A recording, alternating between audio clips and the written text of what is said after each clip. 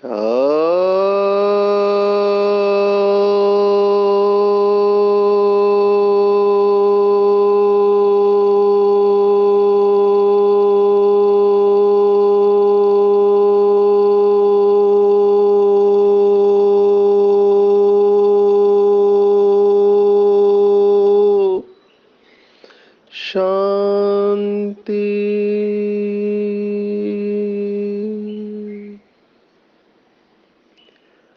आज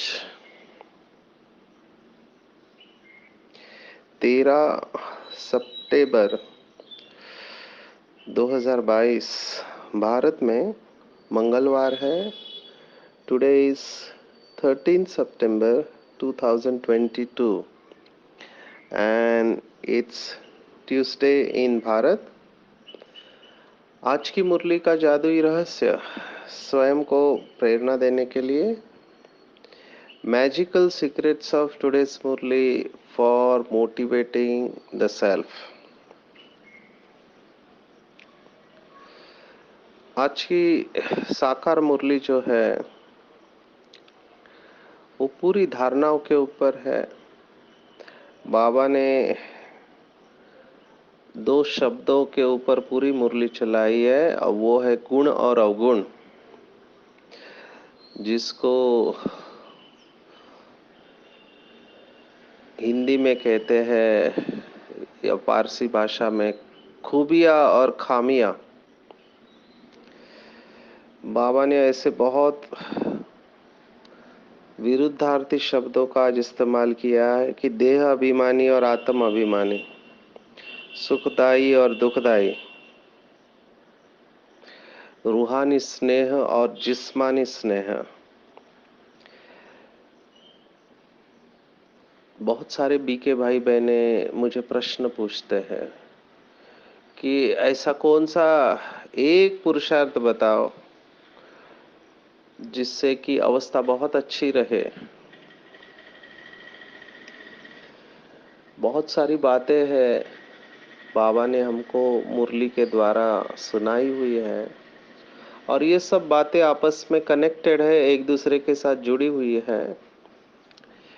लेकिन जो ब्राह्मण जीवन का लक्ष्य है वो है सर्वगुण संपन्न बनना।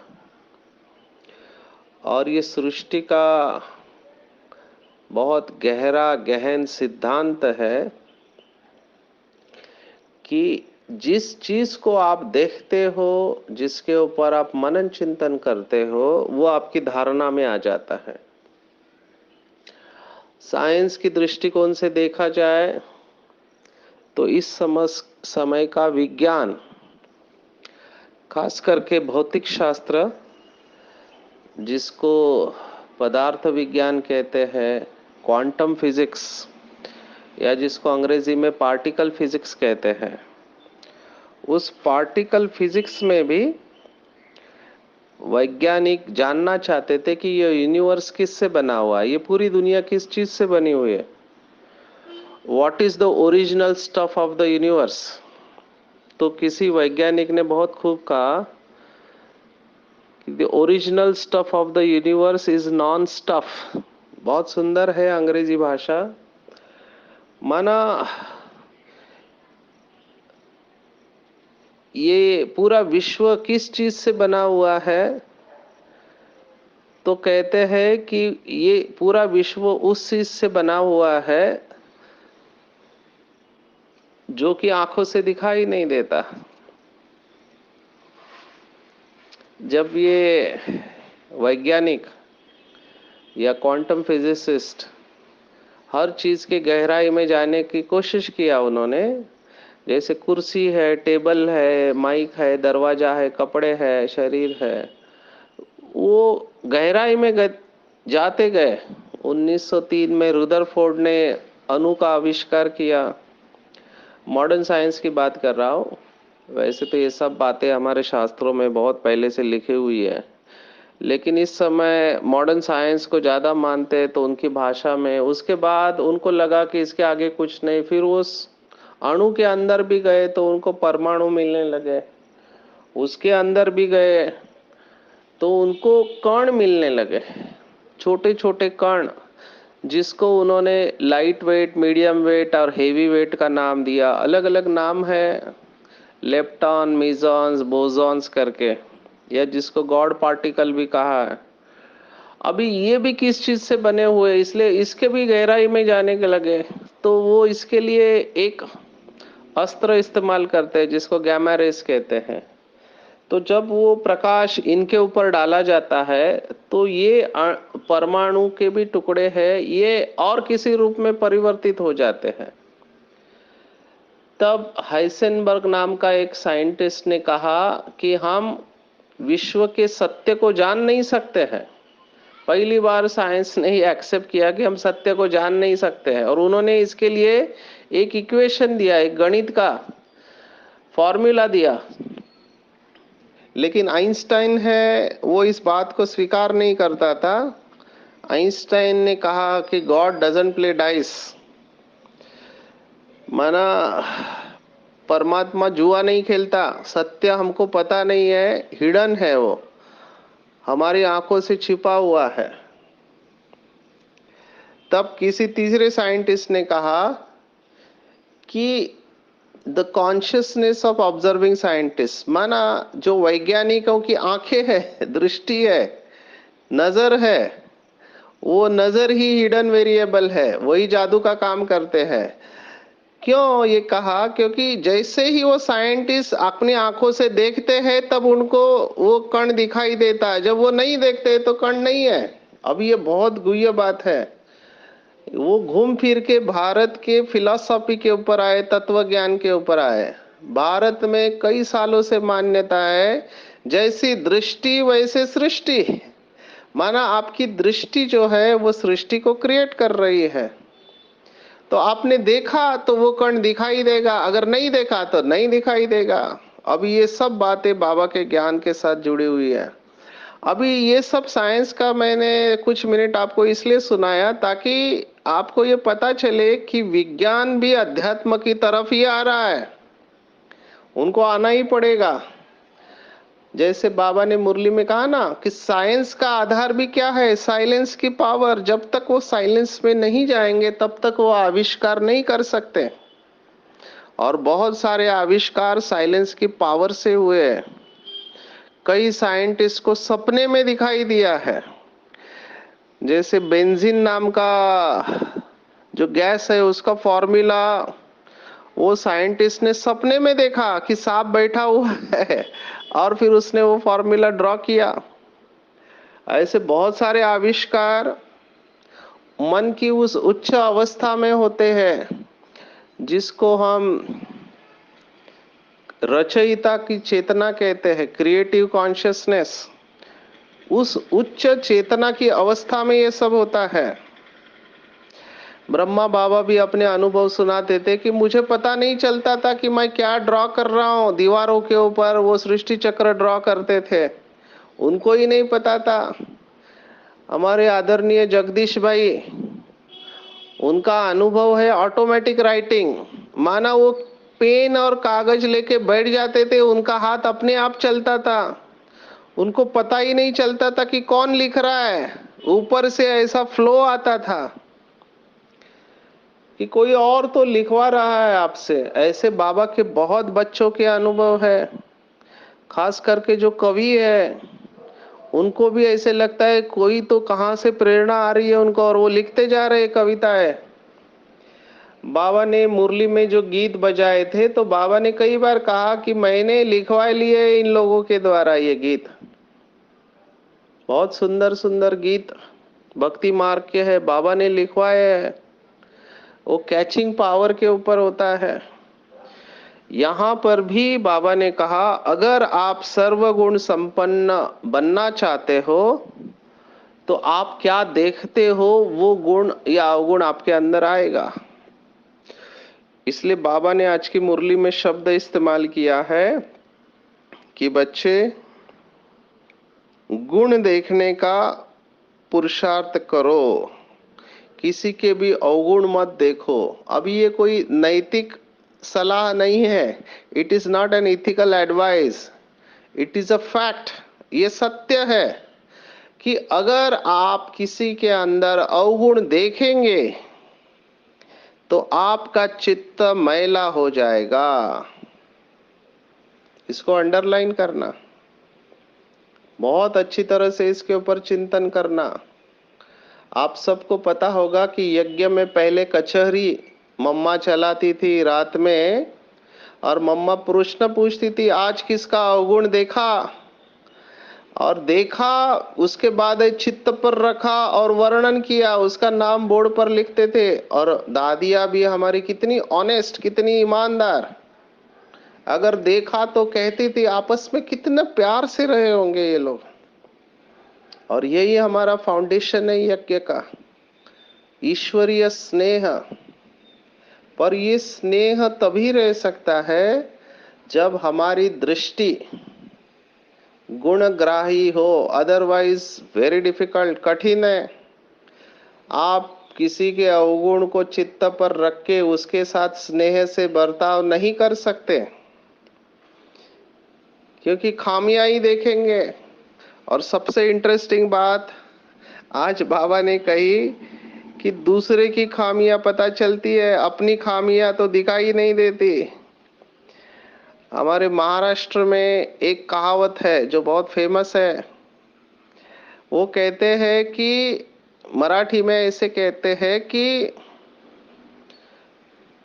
दुसऱ्याच्या डोळ्यातलं कुसळ दिसतं पण स्वतःच्या डोळ्यातलं मुसळ दिसत नाही। अभी कुसळ माना एक छोटा सा तिनका, एक छोटा सा बहुत सूक्ष्म, वो भी दूसरों की आंखों में गिरा है वो दिखाई देता है, और खुद की आंखों में मुसल जितना बड़ा है वो दिखाई नहीं देता। यही दुख का कारण है, बाबा ने आज कहा, क्योंकि जितना हम अवगुण देखेंगे, खामियां देखेंगे, उतने हम डिस्टर्ब होते रहेंगे, खुशी गुम हो जाएगी। तो जिसको भी अपनी खुशी गुम करना है, जिसको भी अशांत होना है, वो दूसरों की खामियां देखना। अपने आप डिस्टर्ब हो जाएंगे, क्योंकि आपने कचरा उठा लिया। बाबा ने एक मुरली में कहा जहाँ कचरा है वहाँ मच्छर पैदा होते हैं, और ये मच्छर फिर आपको ही काटते हैं। तो एक दो से बहुत प्यार से चलना है। किसी ने बाबा को ये सवाल पूछा कि बाबा अगर कमी है तो कमियां दिखाई देंगी ना, कोई गलती करता है तो बाबा ने जवाब दिया, अगर किसी की कमी के ऊपर दृष्टि जाती है तो ये बुद्धि ने आपके यथार्थ जजमेंट दिया, लेकिन उस कमी को उस कमी के रूप में अपने दिल में नहीं समाओ, क्योंकि आपका दिल खराब हो जाएगा। बाबा ने ये पहला दिया। दूसरा सॉल्यूशन जो आज की मुरली में बाबा ने कहा, भल कोई उल्टा सुल्टा कुछ भी करे, ये अंडरलाइन करने जैसा स्टेटमेंट है। भल कोई उल्टा सुल्टा कुछ भी करे, समझा जाता है रजो तमो प्रधान है, तो जरूर उनकी ही चाल ही ऐसी होगी। ये ब्रह्मा बाबा की विशेषता थी। जो राजा होता है उसके अंदर ये समझ होती है। राजा को पता है कि वजीर किसको बनाना है, मंत्री किसको बनाना है, सेनापति किसको बनाना है, और सेवाधारी किसको बनाना है, नौकर किसको बनाना है, खाना किससे बनवाना है, ये राजा को पता होता है। क्योंकि हर एक की विशेषता अलग है। सभी मंत्री नहीं बन सकते, सभी एडवाइजर वजीर नहीं बन सकते, क्योंकि उनके अंदर वो समझ ही नहीं है। तो ऐसे ही बाबा ने कहा यहाँ पर भी राजधानी बन रही है। तो जो राजा क्वालिटी वाले होंगे, जो राजा क्वालिटी वाले होंगे, उन्हीं के अंदर सर्व गुणों की धारणा होगी। इच्छा मात्रम अविद्या संपूर्ण पवित्रता को वो धारण करेंगे। साहूकार वाले होंगे, उनके अंदर परसेंटेज में होंगी, दानी होंगे वो। और जिनको कुछ नहीं आता वो सेवा करते रहेंगे, प्रजा क्वालिटी होंगे। रॉयल फैमिली वाले अलग होंगे।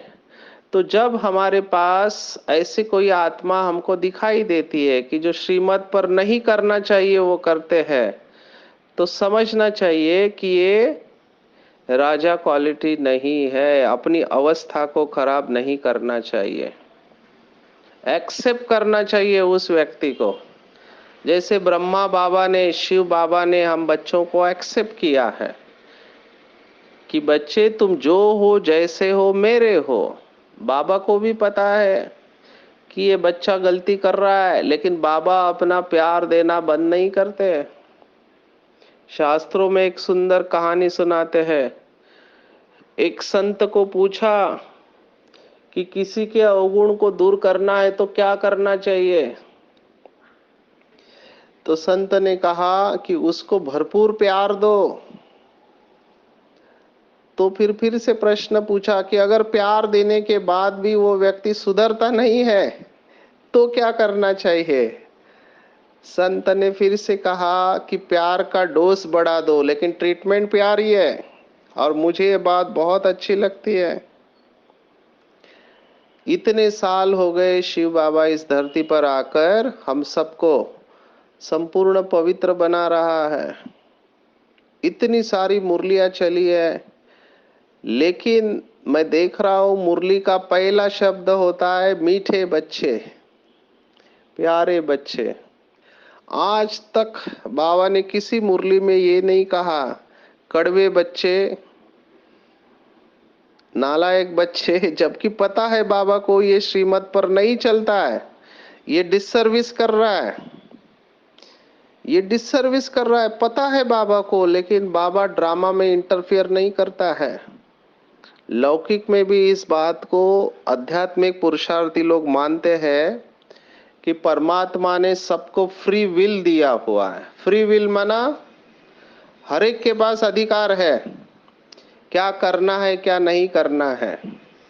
भगवान को भाग्य विधाता कहते हैं। वो भाग्य बनाता नहीं है, वो विधान करता है। जैसे बाबा ने हम सबको चुना है,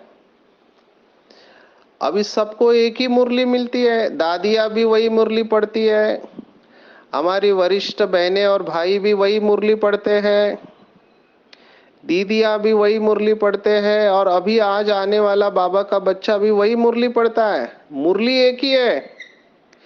और संगम के समय को वरदान भी सबको एक जैसा है, लेकिन फिर भी मुरली एक होते हुए भी, समय को वरदान होते हुए भी, कहाँ नंबर 1, कहाँ 108वां नंबर, कहाँ 16,108वां नंबर, कहाँ रॉयल फैमिली, कहाँ साहूकार, कहाँ प्रजा की भी प्रजा, और कहाँ चांडाल। ये नंबर कैसे बने? ये नंबर भगवान ने नहीं बनाए। हमने चौथे अध्याय में वो 17वां श्लोक देखा, चातुर्वर्ण्यम मया सृष्टम गुण कर्म विभागशा। इस श्लोक के ऊपर लोग झगड़ा करते हैं, सवर्ण और अवर्ण। वो कहते हैं कि आपकी भगवत गीता वर्ण प्रथा को जन्म देती है। अभी उनको ये कौन समझाए कि वो श्लोक, पूरा श्लोक पढ़ना चाहिए। गुण कर्म के आधार पर वर्ण बने हैं, ना कि भगवान ने बनाए। बाबा ने तो सबको एक जैसा ही ज्ञान दिया है। अभी लेने वाले के ऊपर है कि वो कितना धारण करता है, उसमें बाबा क्या करेगा। उल्टा तो शास्त्रों में यहां तक गायन है कि भील एकलव्य, वो एकलव्य तो पांडवों से भी तेज निकला। उसने केवल पुतला बनाया, क्योंकि वो राजा का पुत्र नहीं था तो उसको सिखाया नहीं गया, तो उसने जंगल में पुतला बना के पुतले के सामने उसने अभ्यास किया। तो उसने नंबर कैसे लिया? अभ्यास से लिया। तो बाबा ने आज भी, कल भी मुरलियों में कहा था कि बाबा किसके सामने आता है? तो अहिल्याए, कुब्जाए, साधारण बच्चों के सामने आता है, ना कि साहूकार या फिर प्राइम मिनिस्टर, प्रेसिडेंट, इनके सामने नहीं आता है। बाबा एकदम साधारण गरीब बच्चों के सामने आता है। और बाबा ने कहा है कि ये गरीब बच्चे ही विश्व महाराजन बनेंगे। हमारी मम्मा देखो कितनी गरीब थी, लेकिन फिर भी अपने पुरुषार्थ के आधार पर ज्ञान की देवी सरस्वती और धन की देवी लक्ष्मी बनी। जिसके पास कुछ भी धन नहीं था, बाबा हमेशा मुरली में कहता है कि कन्याओं के पास धन नहीं होता है, वो तो शादी होने के बाद में पति का धन संभालती है। तो मम्मा कन्या थी, कुमारी थी, लेकिन अपने श्रेष्ठ पुरुषार्थ के आधार पर ज्ञान की देवी सरस्वती और धन की देवी लक्ष्मी इतनी बनी कि आज भी लोग धन मांगने के लिए लक्ष्मी के पास जाते हैं। आप सोचो, तो ये किस आधार पर हुआ कि मम्मा ने अपने अंदर कूट कूट के दिव्य गुणों की धारणा की थी। कूट कूट के एक बहुत इंटरेस्टिंग बात मुझे याद आई। जगदीश भाई ने मम्मा को सवाल पूछा था कि मम्मा वैसे तो गुण बहुत है, 36 गुण मेन है, और इस 36 गुण की लिस्ट आप सब पांडव भवन में देखा होगा, हिस्ट्री हॉल के बाहर फोटो लगाया हुआ है, 36 गुण कौन से है। तो मम्मा को जगदीश भाई ने पूछा कि मम्मा बताओ, इन 36 गुण में सबसे इंपॉर्टेंट गुण कौन सा है। मम्मा ने कहा ऐसा नहीं होता है, सभी गुणों का अपना महत्व है। लेकिन फिर भी जगदीश भाई अड़े रहे, वो तो जिद्दी स्वभाव के थे। ये जिद्दी स्वभाव भी बहुत इंपॉर्टेंट है, लेकिन श्रेष्ठ संकल्पों में जिद्दी होना चाहिए, कनिष्ठ संकल्पों में नहीं। तो उन्होंने कहा नहीं मम्मा, आपको अगर चुनना पड़े तो सब गुणों में आप कौन से गुण को चुनेंगे। तो मम्मा ने फिर जवाब दिया, अगर मुझे चुनना पड़े तो मैं सभी गुणों में दृढ़ता के गुण को चुनूंगी, क्योंकि दृढ़ता ही सफलता की चाबी है, दृढ़ता ही तपस्या है। अभी चेक करो, अगर हम अपने आप जीवन को चेक करेंगे, जब बाबा से मिलते हैं, मैंने बहुत भाई बहनों को देखा एकदम एनर्जेटिक बन जाते हैं, उमंग उत्साह में आ जाते हैं, क्योंकि बाबा सामने बैठा है। तो उमंग उत्साह में बहुत सारे प्रॉमिस करते, वायदा करते हैं, वो प्रेशर कुछ दिन तक चलता है, पर धीरे धीरे ठंडा हो जाता है। ठंडा होता है मतलब क्या, कि वो दृढ़ता रहती नहीं है।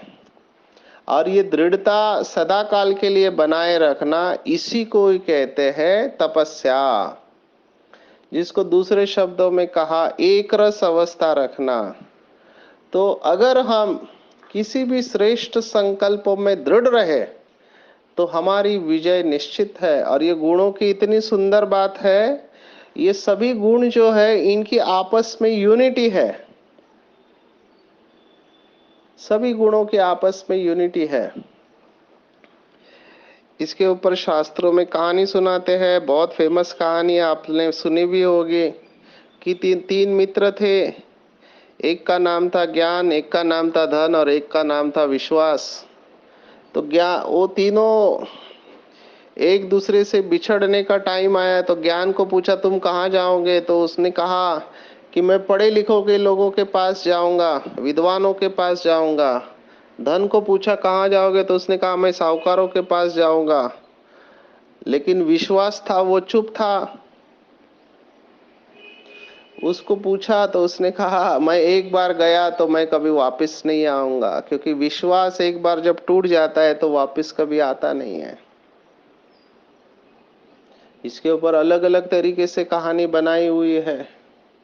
हम भी विहासा मॉड्यूल में एक गेम खेलते हैं, हम 3 ग्रुप बनाते हैं, सुख, शांति और खुशी, और 3 अच्छे डिबेट करने वाले लोगों को हम लीडर बनाते हैं और उनको बोलते हैं कि आप सामने वाले सभी को कन्विंस करो कि क्यों आपके पास आने चाहिए, आपके परिवार से जुड़ने चाहिए। तो वो बताते हैं सब कारण, और लास्ट में वो रियलाइज करते हैं कि हम एक दूसरे को अलग नहीं कर सकते, सुख शांति प्रेम आनंद ये सब एक दूसरे के साथ जुड़े हुए हैं। तो आप किसी भी एक गुण को धारण करेंगे तो बाकी के गुण आपके अंदर अपने आप आ जाएंगे। तो जैसे गुणों में यूनिटी है, वैसे अवगुणों में भी यूनिटी है।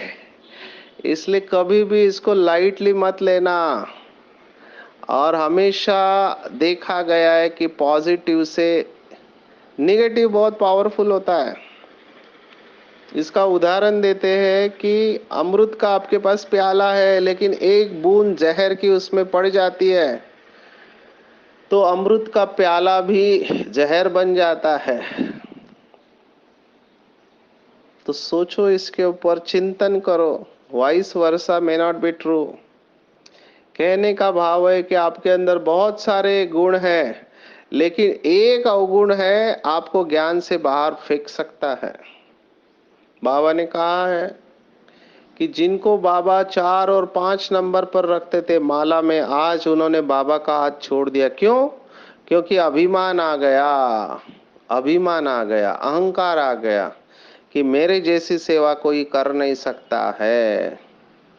तो ये एक अवगुण है। फिर आलस्य का अवगुण भी ले लो। कई लोग आराम पसंद होते हैं, उनको सब करेंगे लेकिन सब कुछ आराम से करेंगे, मेहनत करने को तैयार नहीं है।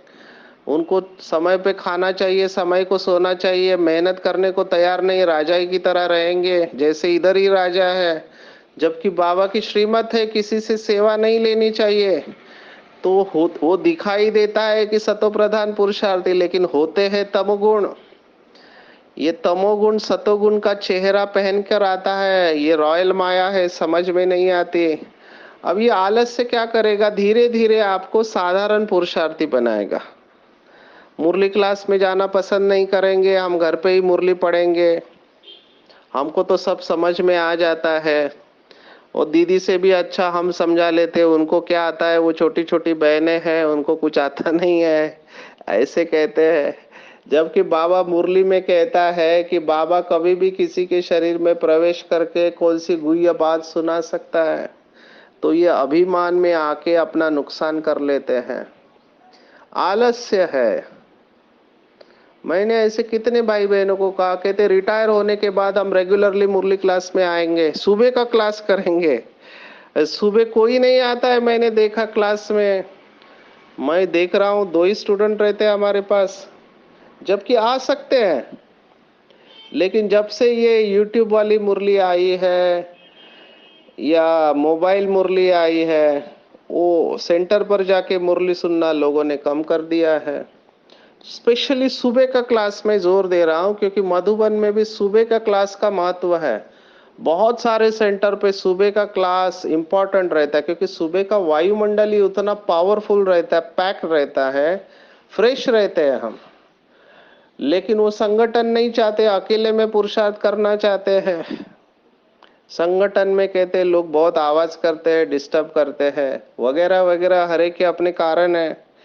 तो बाबा ने कहा मियाँ मिट्ठू नहीं बनना है। सबसे बड़ा मियाँ मिट्ठू तो केवल एक शिव बाबा ही है, जो हमको मिट्ठू अर्थात मीठा बनाने के लिए आया है। मजबूरी में समझो आप बीमार है, सेंटर दूर है, आपके पास सुविधा नहीं है, तो बात अलग है। जैसे फॉरेनर्स है, नहीं जा पाते, लेकिन आजकल ऑनलाइन करते हैं, वो भी एक और एक है। फिजिकली संगठन में बैठ के योग करना, इसका अपना अलग महत्व होता है, हर एक की विशेषता होती है। तो अगर मैं शॉर्ट में आपको फॉर्मूला बता रहा हूं कि जो भी फास्ट जाना चाहते हैं तो केवल एक पुरुषार्थ करो, हर एक की विशेषता देखना, सोचना और वर्णन करना चालू करो। जो ये काम करेगा वो बहुत फास्ट जाएगा। और अगर आपको अपनी अवस्था को खराब करना है तो हर एक का अवगुण देखो, सोचो, वर्णन करो, आपका निगेटिव का खाता बढ़ता जाएगा। तो बाबा ने कहा देखना ही नहीं है अवगुण को देखा तो वायरस घुस गया और फिर आपका दृष्टिकोण बदल जाएगा।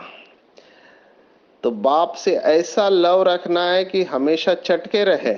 एक बाप की महिमा करनी है, खुशी में गदगद होना है, बाप की अव्यभिचारी याद में रहना है, बाप के समान बिल्कुल मीठा बनना है और अपने पवित्रता के फाउंडेशन को मजबूत करना है। बाबा ऐसी आत्माओं को दिल से दुआ उसकी मुबारक देते हैं। व्यर्थ सोचना, देखना, बोलना और करने में जो फुल स्टॉप लगाकर परिवर्तन करते हैं, बाबा उनको दुआएं देते हैं। और जो भी बाबा के बच्चे सोचते हैं हमको योग में अनुभव नहीं होता है अतीन्द्रिय सुख या स्वीट साइलेंस, तो जरूर पवित्रता का फाउंडेशन कमजोर है। पवित्रता को अंडरलाइन करेंगे और इसके लिए एकांत में खो जाएंगे। एकांत की व्याख्या बाबा ने दी है, एक बाप के याद में या एक के अंत में खो जाना ही एकांतवासी बनना है। तो आज दिन भर में एक अभ्यास करेंगे कि मैंने कौन से गुण देखे, कौन से गुण दिखाए और कौन से गुणों के ऊपर चिंतन किया। दिन भर में ये लिख के रखना कि मैंने आज कौन से गुणों को दिखाया अपने कर्मों के द्वारा, दूसरों के अंदर कौन से गुण देखे और कौन से गुणों के ऊपर चिंतन किया। तो देखना धीरे धीरे हम गुण ग्राहक बनते हुए सर्वगुण संपन्न बन जाएंगे और हमारा आपस में बहुत रूहानी आत्मिक स्नेह बना रहेगा और हम सतो प्रधान बन जाएंगे। अच्छा, ओम शांति।